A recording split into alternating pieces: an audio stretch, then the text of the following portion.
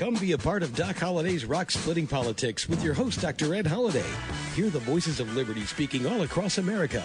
Doc Holliday provides thought-provoking interviews and commentary about the issues and actions that are afflicting this country and what we need to do to get America back on track. Get fired up, get inspired, get on board with Doc Holliday's Rock-Splitting Politics right now.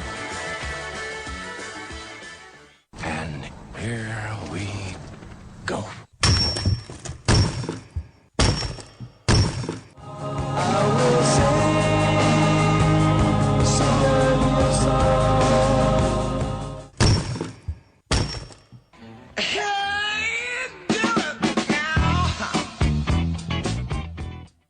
And once again, that's the sound of rock cracking. You've got Doc Holliday's Rock-Splitting Politics right here on webtalkradio.net.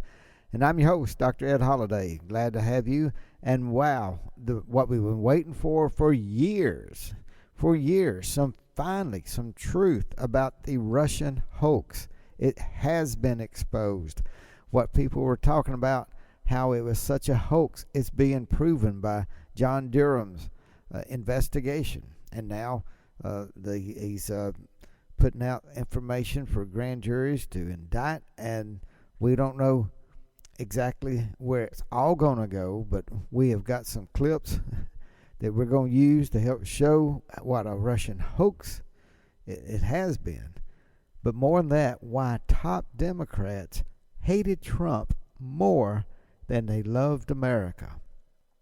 How could they let lies go that they knew were lies, and it hurt America, it hurt our country, it hurt our country's standing, and they used it for political gain? It's insane what top Democrats did knowingly, and they hurt America. They hurt our country purposefully. And there's three things that you need to know about that, and we'll get into that in the show. Before we get to that, let me just talk a minute about the Department of Justice and the ACLU are at this moment in negotiations to pay immigrants, illegal immigrants who broke the law, came into the United States illegally during the Trump administration, and the Trump administration broke no law. Just like if you are a parent and you have children with you, if you break the law in the United States, they're not going to take your children to jail.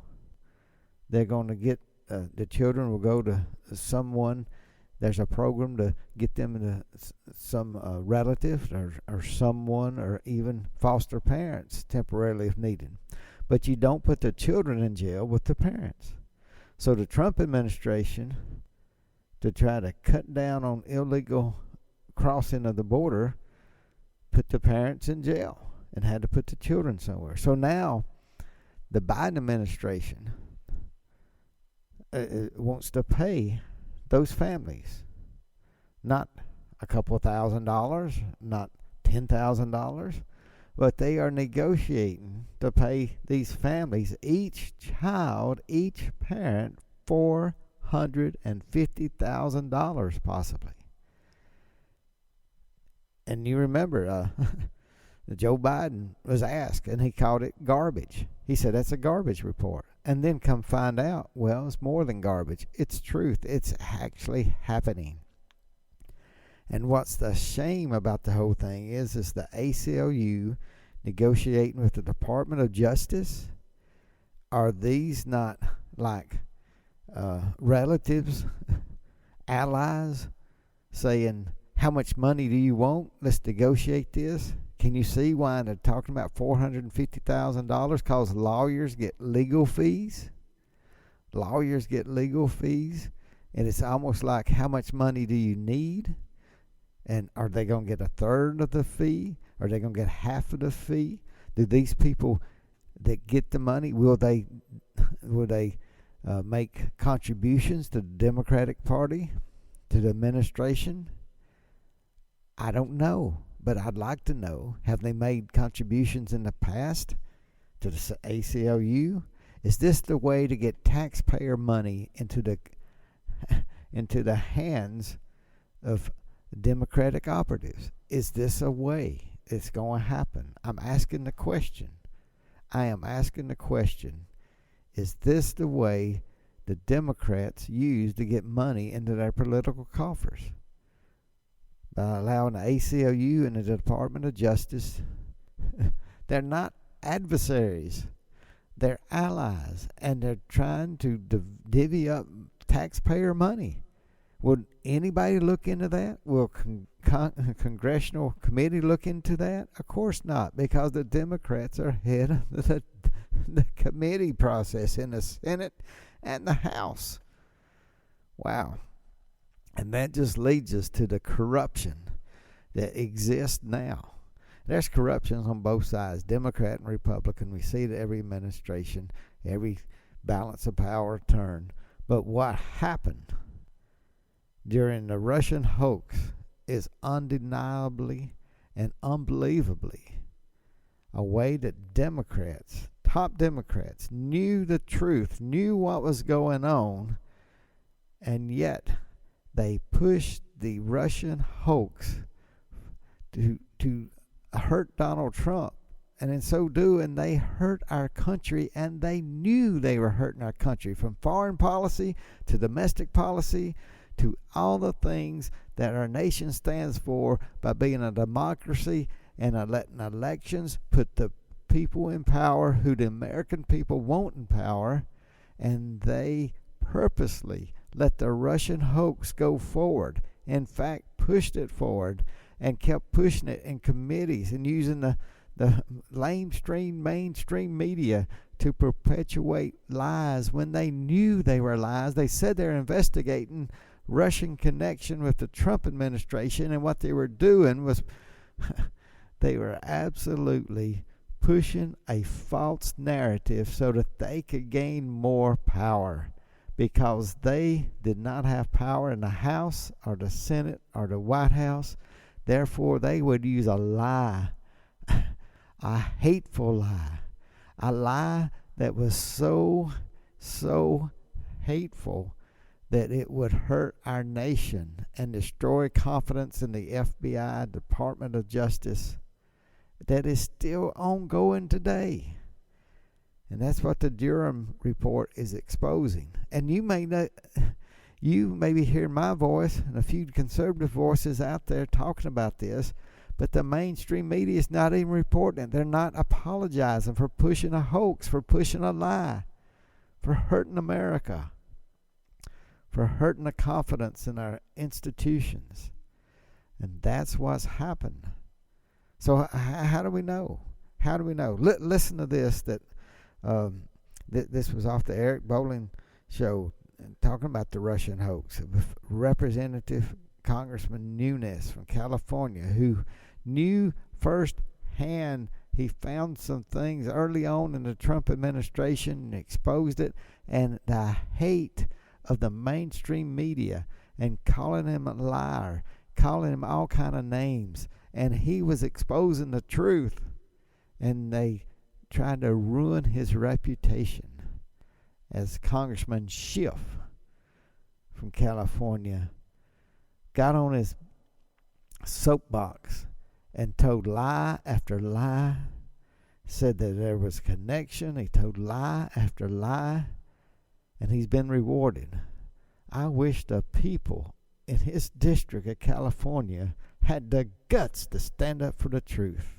I sure wish they do. I don't give up on Americans. And Californians, please, if you live in a district of Congressman Schiff, call him to the truth table and make him spill out the bile and vomit that he put out. Make him pay for that price that he put our country through. Please, in 2022, go to the ballot box and vote him out of office. If you have any dignity left in California, in Schiff's district, vote him out of office, please. You want to know what I'm talking about? Take a listen. Russiagate has crumbled right before our very eyes. Sorry, Rachel Maddow, as special counsel John Durham continues to expose the fake Steele dossier for what it is, a collection of lies funded by Hillary Clinton that we now know that the grand conspiracy was just that, a conspiracy, a hoax.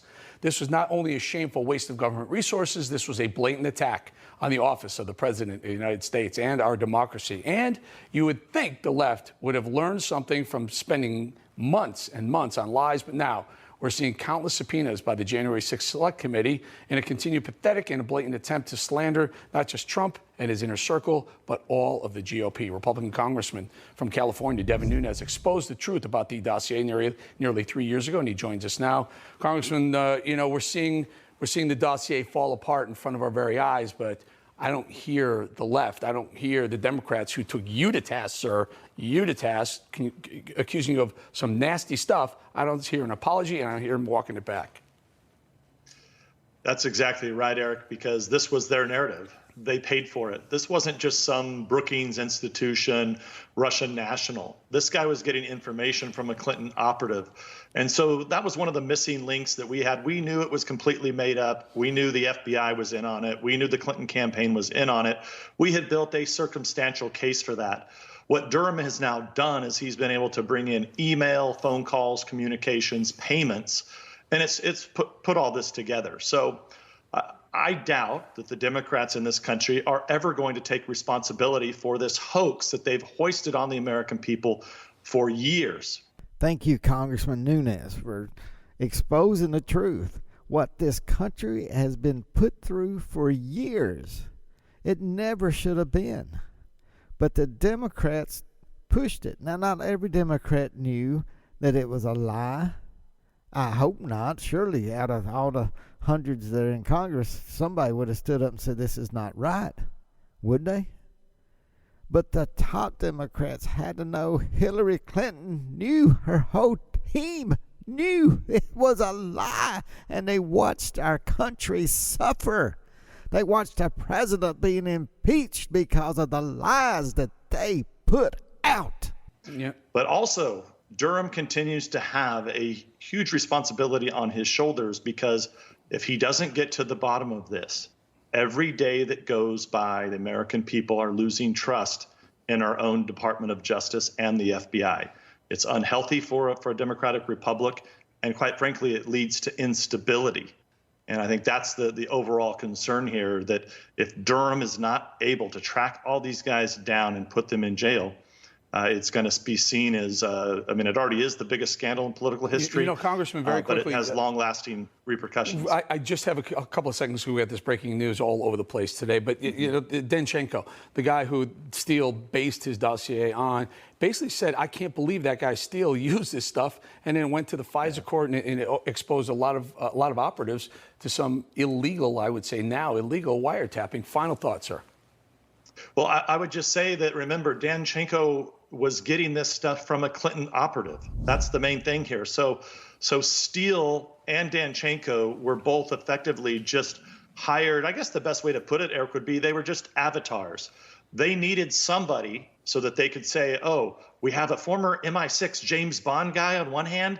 Ooh, and he's talking to a Russian national with Russian contacts. That's where it all stopped, though, because Steele wasn't James Bond. This guy was just getting paid to do a job, to put his signature on something. It was the Clinton people feeding this in, and then the FBI knew about this. Yeah. They knew none of these guys were reliable, and they presented it to a FISA court, and therein lies the problem. So to sum up, the Clintons paid for information that they wanted to get into a dossier through Steele and Danchenko. It happened in the big breakdown in the system happened when the FBI used that exact garbage to take it to the FISA court. I would just say used it. They used it, and they knew what was going on. Now, they're going to claim, oh, we didn't know. Well, that's not true, because even Mueller knew. Yes, even the FBI director Mueller knew. They knew it was a lie, and they used it to hurt America. They used it to undermine our country. They used it to undermine an elected President of the United States. The American people chose Donald J. Trump to be their president, and they used lies to try to keep him out of office. And once he got in, the head of the FBI knew it was a lie, and they perpetuated this Russian hoax to destroy a president of the United States and his ability to govern the United States of America. How awful. How it's unbelievable that they hated Donald Trump so much that they would refuse to love America. And in their defense, they probably say, oh, I loved America so much, I had to break the law, I had to use this lie, I had to do these things to get rid of Trump. That is the responsibility of the American people. It's not for the FBI director to use lies to mess over and undermine the President of the United States and all the underlings at the FBI. And Peter Strzok, you heard what Representative Nunes said. Peter Strzok was given the information so he could look at it, expose it, but no, he used it. He personally turned it around in something that, instead of exploring it and get rid of it or watch it, he used it to destroy the candidacy of Donald Trump. And then once Donald Trump was elected, he used this information, the lies, to destroy a president of the United States. Wow. We got more, but let me remind you, you listen to Doc Holliday's Rock Splitting Politics right here on webtalkradio.net. And we have a book out if you want to get that book. Some people have it. Some of you, I'm sure, don't have it yet. And it's called Bedrock Truth. It's written by Dr. Ed Holliday, Dr. Alveda King, and Dr. Alex McFarland. Let me just say that my friend Dr. Alveda King has been named to the American Dream. She's the chairperson for the American Dream Task Force. And I think that's great. I don't know anybody that can embody the American dream better than Dr. Alveda King, and have the zeal and the desire for every American, boy, girl, no matter skin color, where you are, economic, socioeconomic status. She wants every American to live the American dream. So congratulations, Alveda King, for being selected as chairperson of the American Dream Project. Now, we're going to get in the second half of the show in just a second, and we got a clip that comes from Fox News, the Sunday Morning Futures of Maria Bartiromo, and when she's speaking with who knew more about intelligence than anybody at the end of the Trump administration is John Ratcliffe. So we're going to play that clip. Before we do, I do want to remind you, as we are moving in toward the end of the year, next week we'll report some. We haven't done a cryptocurrency update. And again, this is not a cryptocurrency show. This is not a stock market show. But this is something that's important to understand. And I'm trying to make sure the conservatives, especially those who fear and don't understand Bitcoin, cryptocurrencies, blockchain technology, we've done some exploration just to help you feel familiar with it. So next week's show, we're going to dip more into that to expose some things that are happening that will affect our economy one way or the other in 2022. And it goes hand in hand with what the Biden administration is doing and forcing on the American people. And that's a great cost that we may be paying that we don't have to pay. But inflation and money supply and government programs and what the Democrats are doing, it's involved. It's like weaving together a blanket of doom. I hope not, but it's the way the Democrats are pushing it. They're weaving together a blanket of doom. And we're going to expose that, talk about it next week's show. So let me just say, let's jump back in here and talking about what happened with the Russian hoax. Now it's being exposed by the special prosecutor or John Durham and his what he's doing now. And will the mainstream media report it? Doesn't sound like it, does it? So you better listen to Doc Holliday's Rock Splitting Politics. Here, take a listen to this clip from Fox News Sunday Morning Futures with former Congressman and National Security Director John Ratcliffe. This is the biggest news that didn't get reported. That we find out that there was no collusion between Trump and Russia, that it was created by Hillary Clinton in a campaign in July of 2016, that the CIA Director John Brennan, that the FBI Director Comey, and the President of the United States, Barack Obama, all knew about that and was never brought to Congress. Who has withheld this information?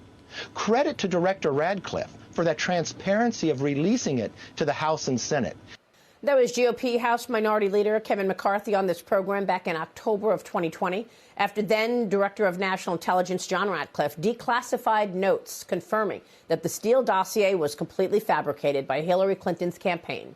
John Ratcliffe, the man who exposed this and other Russia lies, joins me right now. Congressman, Director, it's great to see you. Thanks very much for being here, and thank you for all of your work all of these years, John. Well, you as well, Maria. You've been an important part of getting this story out to at least some of the American people, and I'm glad that, you know, the developments that have happened this week, that some of the American people are getting to see some of the information that I saw as the Director of National Intelligence that was so important. And it was so important for you to get this out. There is now a third indictment. We'll show those three indictments on the screen right now. And then I want to get into the two most important items that you declassified. You declassified these things before the election of 2020. And you also identified what specifically happened. Let's talk about John Durham's handwritten notes and what they say. This was one of the most important things that you declassified. John Brennan, sorry, listen to me. John Brennan's notes, and they were handwritten notes, and we're going to show them on the screen right now. Tell me what they said. Yeah, so let's start at the beginning. You know, we talked about this. I talked on this show with you about many things as a member of Congress, but when I became the Director of National Intelligence, I said, listen, I want to see all of the intelligence about this supposed Russian collusion. And what I found was, and as you're finding out, is there was, of course, no Russian collusion between the Trump campaign and Russia. But what I did see in intelligence documents, some of which I've now declassified, that there was collusion involving the Clinton campaign and Russians to create a dossier. And so what John Brennan's notes reveal is, you know, we talk about these indictments. Igor Danchenko is now the third person to be criminally indicted in connection with the Steele dossier for peddling something that was known to be false to the FBI. But what's important here is John Brennan's own notes reflect, and the other document that I declassified show that our intelligence community and our FBI knew this ahead of time, that Hillary Clinton, we had specific intelligence that Hillary Clinton was creating a plan to vilify Donald Trump, to falsely accuse him of ties to Russia. And the intelligence community and the FBI knew this. And President Obama, Vice President Biden were briefed by John Brennan and James Clapper and Jim Comey in early August of 2016. Let me jump in here and just say, can you believe what he's saying? Briefed in early August of 2016. This is before the election in November. They knew what was going on. They knew. Everybody, including Joe Biden. He knew then. Now, he probably doesn't know anything now because I don't think his mind can remember. But they all knew that this was a hoax. And all during after the election of Donald J. Trump in 2016, throughout 2017 and 18, these people, the leaders of the United States of America, they knew, these Democrats knew it was a lie, it was a hoax, and they did everything they could not to tell the truth, but to promote a lie, knowing it was hurting the United States of America, it was hurting our reputation, it was hurting for the institutions like the FBI to be lying, to be covering up, to be spying on Americans illegally. They knew it. They knew it, and they let it happen. Can you understand that? They knew it was a lie, and they let America suffer. This never had to be. Somebody could have stepped up and told the truth. The people who knew, the top people of the Democratic administration, Obama, Joe Biden, Brennan, they knew it, and they pushed it down the throats of America. How could they hate Trump more than they love America? And they watched America suffer. And I think they had glee. I think they had glee to see Trump suffer and America suffer during the years of this lie being perpetuated on the American people who had voted for Donald J. Trump. It is unbelievable. Let me let you listen a little more of John Ratcliffe, and then we'll wrap up the show this week. And John Solomon's earlier point was right. It all should have stopped at that point. Everything related to the Steele dossier was known to be untrue, but yet it was the predicate for moving forward with an unjust, unfair, and ultimately now everyone accepts a criminally negligent investigation against the Trump campaign. It was a crime to investigate Donald Trump because there was no probable cause, as FBI Director Christopher Wray has admitted under oath. There was no probable cause for those FISA applications because they used the Steele dossier and it was phony. So to underline John Brennan's notes, he says there was an exchange, and it shows us that Hillary Clinton has approved a plan concerning U.S. presidential candidate Donald Trump and Russia, and tying him to a scandal there. From then you have the CIA telling the FBI, this is the second most important document, that you declassified. And this is what's called a CIOL. This is a counterintelligence operational lead. It's the CIA telling the FBI, we have this information. Hillary has cooked up this plan against Donald Trump. You need to investigate it. Tell me more. Yeah, so why it's unfortunately what happened there is the CIA, because it can't use our intelligence authorities under the law can't be used for domestic purposes, and then because this involved Hillary Clinton's campaign and people associated with it, a referral had to be made to the FBI. Unfortunately, as you see from that document, the referral went to disgraced FBI agent Peter Strzok, who had just weeks before receiving that referral had sent text messages promising to F Trump, to stop Trump, to make sure Trump would never become president. So as you said earlier, the person who was supposed to be investigating the fake Steele dossier before John Durham ever got involved was Peter Strzok. And instead what he did was bury that part of it as it related to Hillary Clinton, and instead took a dossier that he knew to be false, used it to get a FISA application that he knew to be illegal, and used it to perpetuate an investigation that went on for 4 years that misrepresented everything to the American people. And that's why everyone associated with the Steele dossier, with its creation, its peddling to the FBI, and its use by law enforcement authorities against the Trump campaign illegally, is in criminal jeopardy right now. Let me just say as we finish this show up, incredible what leaders in America did to watch America suffer and not come out with the truth and not tell the truth when they knew the truth. They perpetuated a lie that helped tear this country apart. And when you look at the people suffering in jail from January 6th, and they called it an insurrection, and I believe, like we talked on the show, a lot of good-meaning people got sucked into that Capitol. Some of them pushed into the Capitol, but some of them even pushed in by FBI agents, undercover FBI agents. Will we ever know? Or like this Russian hoax, took years to find it out. And yet these people suffering and being called insurrectionists, and the very people, get this, the very people who made them so mad were the people who made America suffer through years of the Russian hoax. So who's the insurrectionist? What does Peter Strzok, why isn't he in jail? like these people who were arrested on January 6th. It makes no sense that the people who perpetuated this biggest political hoax, the Russian hoax that hurt America, that they're laughing and eating and fine dining and having the successful life that they don't deserve. They do not deserve it. Why people, good-hearted Americans who were upset and should have never gone into that Capitol, it was a setup, it was a trap, and now they're suffering in jail and being called insurrectionists.